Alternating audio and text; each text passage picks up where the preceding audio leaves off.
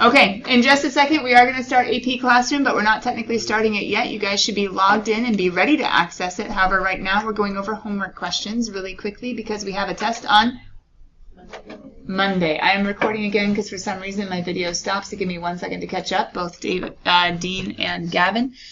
So Dean and Gavin, you want to be logged into AP Classroom, and in just a moment we will be doing Unit 6 Practice Multiple Choice in preparation for the test on Monday. But in Google Classroom, I extended the deadline till Monday to give people a little bit more time, but they did need to at least find a few tricky ones for us to go over today first. So I do have the answer key up and ready and the questions up and ready. AJ, what's going on, kid? Oh, no, I was asking to, after we do those 3 questions, can also go through 59. Well, remember, I think you just said a second ago that it might be similar to 58, and so if you figure out 58, you might be able to figure out 59, so we'll see what we can do, okay? So number 32, I see the directions, which are super helpful because an AP would never, I don't think they would give you directions of used geometry. It would just be a problem that they say go. The problem is you don't know how to anti-derive that, and without something called trig substitution that you won't learn for a while, and technically something that's not necessary on the AP, you would not know how to do this unless you remember geometrically that 64 minus x squared is of the form y equals r squared minus x squared, which is a semicircle with a radius of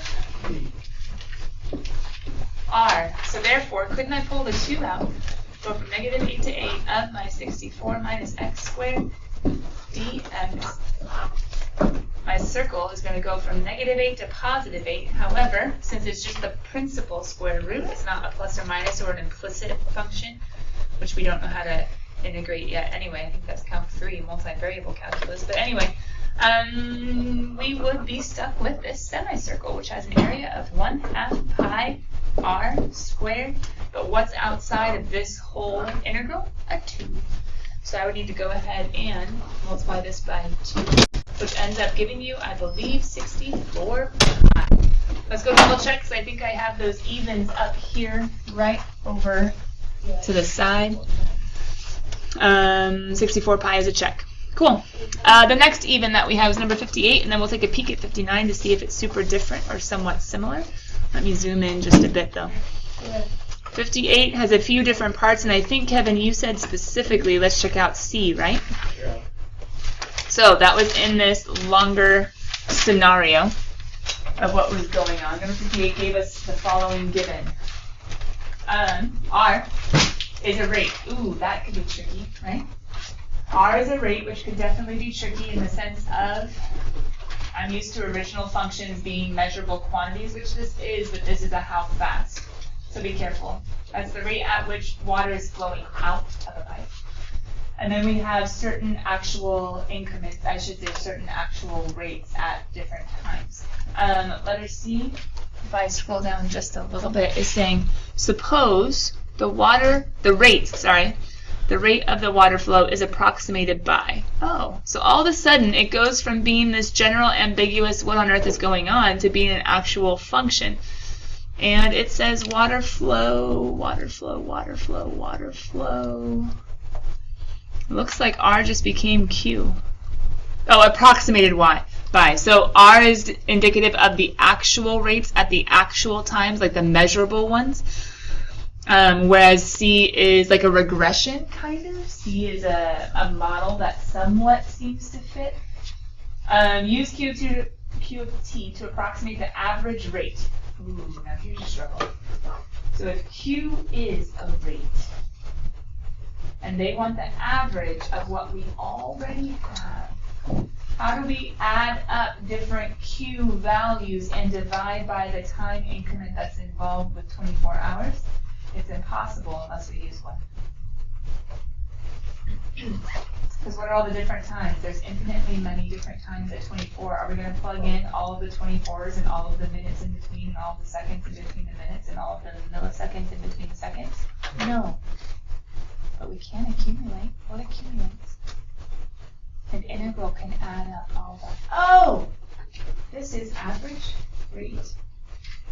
Sorry, average value Only integrals can take infinitesimally thin subintervals and add them all up. Only integrals can say, oh, I can accumulate all of those with the area under and then divide by the number of time increments and do it for you. I can't do that by hand. It's impossible. But an integral can. So I would go ahead and throw in, Kevin. Does that make sense?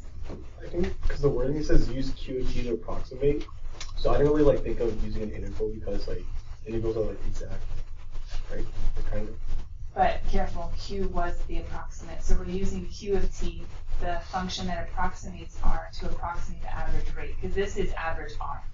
They're not actually asking for average Q, they're asking for average R, and R is approximate Q. Does that make sense? So it's kind of like asking for, what's an example? Using a Riemann sum to approximate a definite integral. It'd be the exact same idea, because the Riemann sum in and of itself is the approximate, and so we accumulate that area to approximate. Just this one's weird, because we're using a function that approximates in an integral that will find exactly the approximate. Yeah? And it's the whole idea of this is statistical data, and so a regression rarely ever, if ever, fits perfectly the statistical data. So it's a little bit different context than like a Riemann sum. Indicate the units of measure. Average rate. Average rate. Well, if you think of this one, actually, sorry, my table is hidden, and can you guys see it on yours? What are the units for the water flow? I don't. Gallons per. Gallons per. Can you guys tell in A and B? Gallons per what? Gallons per hour. Gallons per hour. So if you plugged in a gallons per hour and took an integral, wouldn't it just be a gallons? And then your 24 is hours. Isn't it back to gallons per hour? The average rate is still just a rate, so therefore it would be gallons per hour. Or think about it, velocity to position or rate to original. Gallons per hour would become gallons, but these are measured in hours. Okay, so that's number 58, part C, the question that you guys had. I think you might have had to do some Riemann sums to approximate using the table data. Nice thing is this is, oh, bummer, not very AP-ish. Look at that nice equal jump every time going by 4s. That's kind of lame. Oh, well. Imagine it was unequal. Could you still do it? And then this has to do with, I would say Rolle's theorem if any of them matched perfectly, but I don't see any of them matching perfectly. So you're going to have to use IBT and MBT, saying that I see an average increase, average increase, average increase, average decrease. Oh, wait, Rolle's theorem. Never mind. 10.9 and 10.9.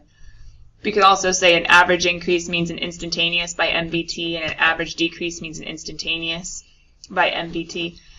And if the MBTs show a positive to a negative, doesn't there have to be a 0 in between by IBT? Anyway, a few different things to think about there. And then number 59 and 60. 59, AJ is totally solved out on that whiteboard, so if there is time in just a second, we can go look at the whiteboard, because I'm assuming you did, and see where you got stuck on that. But for right now, let's peek at number 60 first of all. So number 60... Sorry, I don't know where my eraser is, or all the rest of my stuff. To get rid of this guy. Okay, number 60 gives us, oh, guys, isn't this just like the one that we had in homework number, oh, stink. Not 6.5, that was trapezoid 6.4. Were you given the graph of an accumulator function? Those of you guys that are working on AP Classroom right now, I'm really hoping that you totally aced your homework. You have absolutely no questions, and you're going to be good to go for that test on Monday, especially since I said explicitly we're working on homework questions and not AP Classroom. And if worse comes to worse, you could just be working on your test review, because theoretically, you should all be taking the same amount of time on the multiple choice. All right, so we have f. F is the integrand of the accumulator function. So when they say g of 4 and g of negative 2, I believe you guys should know 1 to 4 or 1 to negative 2, those are areas under. Do we have any specific questions as to why A didn't work out? Okay, so moving on to letter B, instantaneous rate of change, g prime. Shouldn't we have looked up here and taken the derivative of both sides? And what did the derivative of g end up equaling? F, good, by fundamental theorem of calculus. And so we're looking at 2. So at 2, what is the value? 1. No. I was looking for slope, wasn't I? No, I was looking for slope of g. But if I'm doing g prime of 2, that's f of 2. I'm literally just looking at the y value. So therefore, that would end up equaling 1 units per second. I don't think they give us any units. Any other questions on B? Well, I think A, because for A,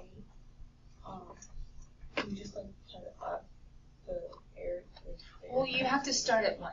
So no matter what, this is our starting point, right? So if it says from 1 to 4, doesn't that mean we go from 1 to 4, right? And so, I mean, I think you're probably going to have to do like a trapezoid, and then like a triangle, and then another triangle. Oh, wait. Check it. That's 1, that's negative 1. They're symmetric. Cancel those out. That's 0. Just find your trapezoid. But be careful, AJ, when you go backwards from 1 to negative 2, you're going to have an area of a triangle, but why am I going to tell you to make it negative even though it's above?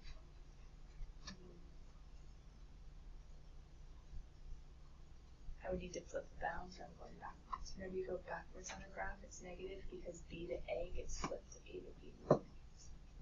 Right?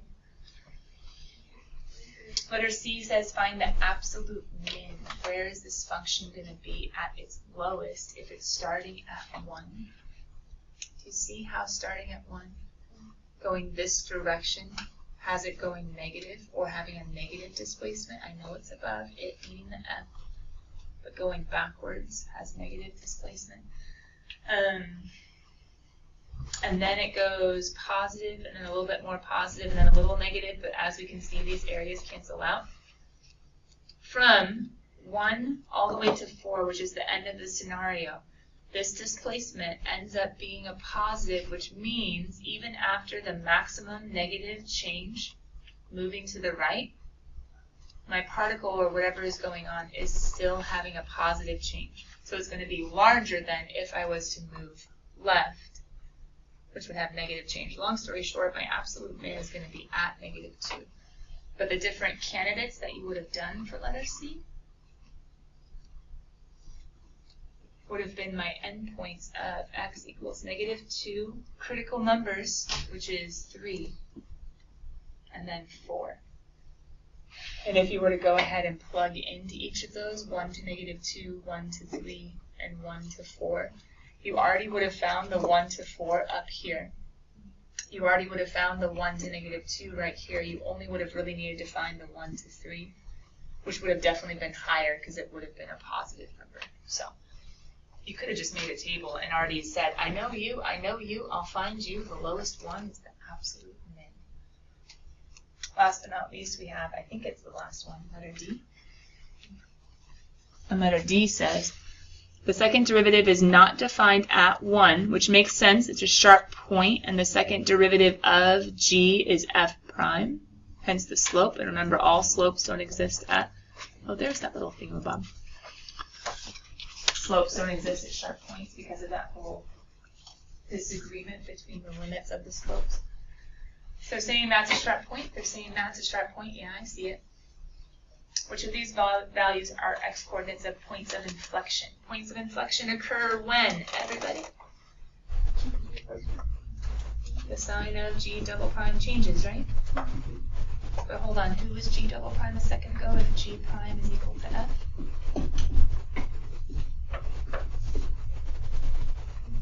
F prime, and what is f prime in comparison to f?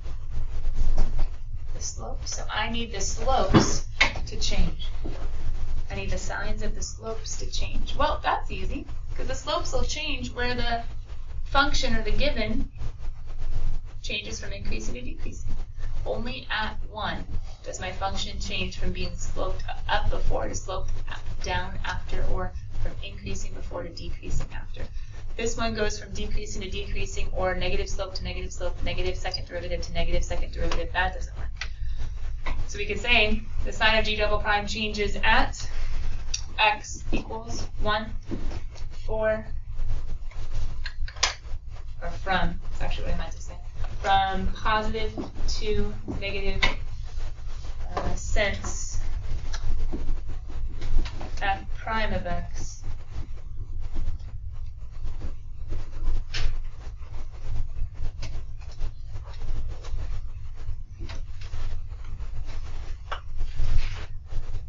to word that a little bit better. But long story short, the sign of G double prime will change, aka G's concavity will change, aka there will be a point of inflection since G double prime is equal to F prime and F prime changes from positive to negative at 1. At 2 doesn't change. Bummer, man. And the reason they chose those 2 points is because, remember, critical numbers, or I should say points of inflection, looking at the second derivative, will only occur at the zeros or DNEs. Most people look for the zeros, but these have no zero slopes. This has no horizontal tangent line. There we go. AJ, was there anything specifically about this one that you wanted to talk about? I was just like kind of confused as to like, they asked me for they're asking like to find but well, to go from a derivative backwards, we have to take an antiderivative, right? Yeah. But when we take an antiderivative, we have ax cubed over 3 plus bx squared over 2 plus c. Man, we're missing a and b and c. So we have to go looking at the clues to help us out. So we have to anti-derive the derivative to get to the original, which you kind of see here. Oh, actually, I need to go there first. I could have gone there first, and I didn't. But you could have gotten your x cubed over x squared over constant form first, but then you're like, I'm missing everybody. So you had to go looking at the clues. So then when I went looking at the clues, I saw things like, oh, the first derivative at 1 is -6. So we can plug in -6 when x is 1. And we have one little baby equation here using that clue. We can use the other clue, f double prime of 1 equals 6. But we don't have f double prime. That's okay. Take a derivative and then you do. So then we can plug in the clue of, okay, the second derivative has to equal 6 when x equals 1. Cool. Now I have 2 equations and 2 unknowns, little baby system of equations. I used elimination to get a and to get b. We could have also used substitution if you really want. And you're like, hey, sweet, I have a with the x cubed over 3 and the b with the x squared over 2, but I'm missing c. I think this had to be one clue. So then once we figure out that, we plug in a and b, and f prime is equal to what? Oh, sorry, a is equal to 12, so f prime is equal to 12x squared plus minus 18x. Then I just chose to not anti-derive, so here we have our c, and then we have our clue of the definite integral from 1 to 2 is 14. So I went ahead and took this. I took the definite integral of that f of x, set it equal to 14, plugged in my top bound, bottom bound by f, t, c, and your expression ends up only having c. It's a simple plug. Takes some math, but plug it. I think what did help is that I saw like on Buddy Squeezy that's like one Oh yeah, no, it was all characteristic 1, characteristic 2, characteristic 3 of one big problem. Yeah. Does that make sense? Yeah. Because without putting them all together, you're right, it's impossible. I'm missing A and B and C without the clues. Good question. All right, kiddos, as we just kind of realized, I think the worst part of the test review was supposed to be those big yellow boxes, the FRQs, right? At least that's what you would think after you finish the homework. But is it possible that multiple choice could get tricky? The answer is yes. Get to AP Classroom. Try the multiple choice. I won't give you the entire class time. I'll go ahead and give you until 12:20, so you guys have about 15 minutes. We've done as many multiple choice as possible, and we'll see what we're missing. Okay? Where's that number?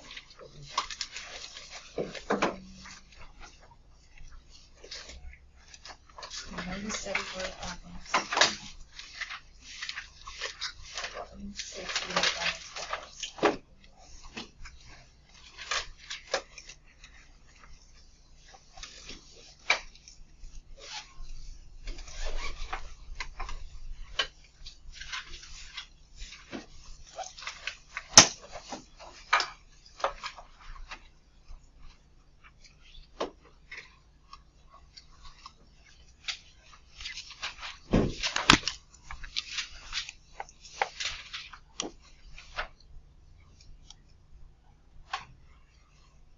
Rolling through the different ones, being like, oh yeah, I'm still stuck on this one. I made a guess, but I'm not really sure. They should all be in the same order.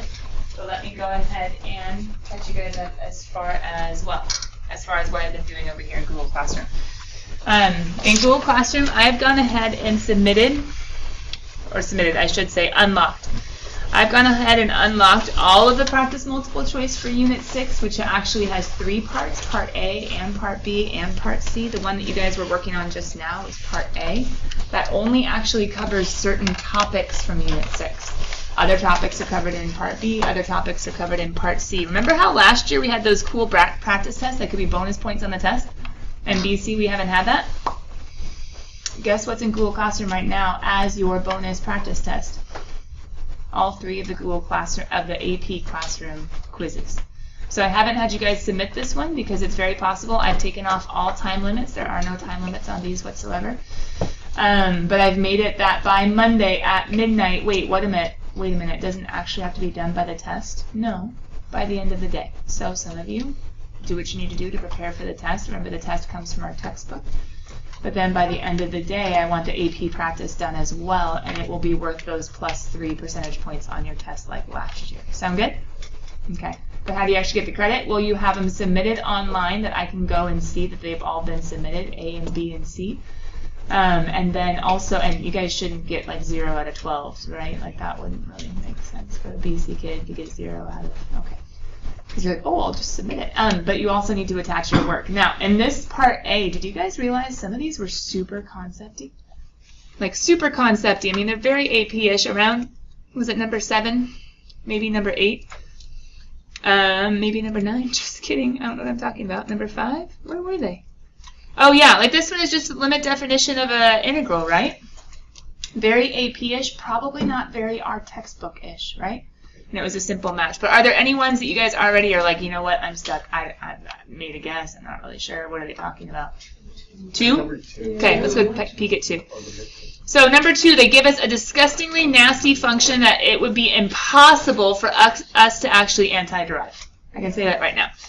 E to the negative x squared times sine squared of x minus 4.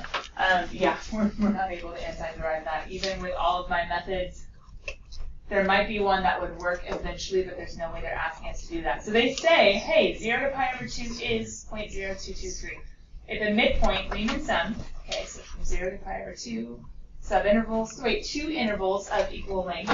Couldn't you set up a number line really fast, right? 0, pi over 2, 2 subintervals, that would be pi over 4. My midpoint would be at pi over 8, are we okay? And 3 pi over 8. Is used to approximate what is the absolute difference between the approximation and the integral from 0 to pi over 2. What is the absolute difference between the approximation? All right. Lorenzo, you got this right. What'd you do?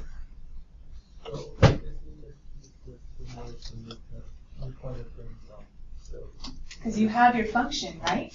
So you know what the actual is, and anytime it talks about error, error is equal to the measured minus the actual, or the actual minus the measured. That's why it's absolute value. So we know what the actual is. We could plug in right there. The measured, we just actually have to do the midpoint approximation, right? And so how do we do the midpoint approximation? Are these trapezoids or rectangles? So we just need basis times height, right? And we have the base is pi over 4, right? And the height, isn't that going to be f of pi over 8 for the first one? And what's the second one going to be? We're choosing not at the left, not at the right, but at the middle. Not at the left, not at the right, but at the middle. Oh, that's going to be nasty. No, it's not. Why don't you plug this into y1, right? You're using your calculator. So why not just plug in that whole nasty function in your home screen, do pi over 4 times y1 of, remember parenthesis, pi over 8 plus pi over 4. If you want to be snazzy, yes, pull it out and add them. But there you go. You're going to have an actual approximate, right? An MRAM. So all you got to do is do your MRAM, what you solve for, minus 0.0223. Absolute value. Is that okay? Cool. Was there any other, we have like 10 seconds left. Guys, if you have anything else, come in and get a stamp. Some of you need to make up stamps anyway. It's due on Monday. But keep playing with this. It isn't due until Monday midnight. Remember the test is from the textbook. Whereas these questions are from the AP, which are considerably more difficult, but still great practice for us to keep in mind.